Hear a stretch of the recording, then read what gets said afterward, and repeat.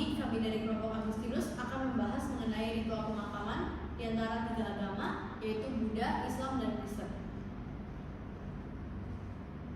Jadi kita mulai diskusinya aja ya. Oke. Jadi aku bakal bahas dari agama aku dulu, karena kan aku beragama Buddha. Kalau di Buddha sendiri tuh kita sebenarnya nggak ada aturan khusus kita harus kremasi atau penguburan sih. Dan kita sebenarnya masih ada beberapa ritual pemakaman yang lain, kayak di Tibet kan bisa juga dia ditaruh di atas gunung itu, jadi nanti ada burung-burung yang makanin dagingnya.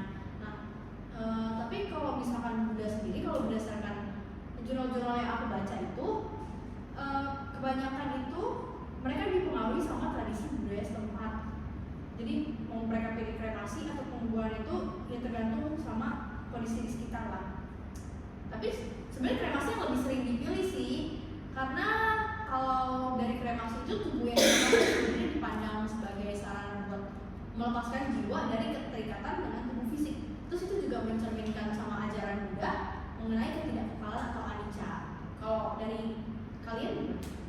Kalau dari pandangan agamaku, yaitu agama Islam, kalau menurut syariat Islam sendiri itu Muslim yang meninggal dunia itu wajib untuk dikuburkan, karena menurut syariat Islam sendiri mengubur jenazah itu termasuk kewajiban Muslim atas Muslim lainnya yang wafat.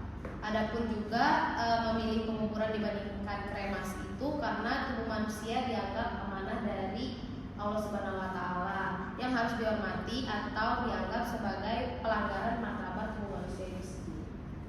Dalam Islam juga menguburkan jenazah itu memang syariat. Terus juga ada dalil tertentunya. Salah satunya ada di Al-Quran surat Al-Maidah 31. Waktu Allah mengajarkan Qabil lewat burung gagak bagaimana membunuh saudaranya. Jadi emang bentuk ketetapan dari Allah. Terus juga untuk ketetapan aja ada manfaatnya juga. Pertama, untuk menjaga keselamatan jenazah. Yang kedua, alasannya kesehatan, karena tidak dikuburkan bisa menimbulkan bau dan penyakit. Ketiga, jenazah kembali ke asalnya, yaitu tanah, sesuai firman Allah di surat Toha ayat 55. Nah, menurut perspektif agama Kristen ini, dalam ajaran agama Kristen itu salah satu cara mengubur di dalam Alkitab yang paling umum adalah dengan menempatkan orang mati di dalam makam yang duduk di atas permukaan tanah, yang dimana artinya kita menguburkan orang itu di atas permukaan tanah. Tapi ajaran Kristen juga memperbolehkan untuk kremasi berdasarkan pilihan pribadi ataupun pilihan keluarganya, selama kita menghormati martabat tubuh jasad tersebut. Nah, keyakinan Kristen itu menegaskan bahwa kuasa Allah itu tidak ada maksudnya kuasa Allah itu bisa sanggup membangkitkan tubuh manusia terlepas dari apapun bentuk jasadnya, sehingga yang utama dalam Kristen itu adalah iman untuk kebangkitannya sendiri. Kalau kebangkitan kayaknya aku juga pernah dengar dan pernah baca sih soal Islam yang mereka harus dikubur karena nanti akan dibangkitkan lagi. Iya, katanya kalau misalkan dalam agama Islam sendiri nanti pada hari kiamat manusia itu akan dibangkitkan dari alam kubur, nanti baru akan menuju ke alam kayak penimbangan dosa dan juga perbuatan yang selama ini di dunia ini kita lakukan. Baru setelah dibangkitkan tersebut baru nanti kita akan diberikan kayak kitab itu lewat tangan kiri atau tangan kanan. Nanti setelah itu baru ditentukan apakah kita masuk ke surga atau neraka. Ada tambahan lagi atau kayaknya udah semua ya?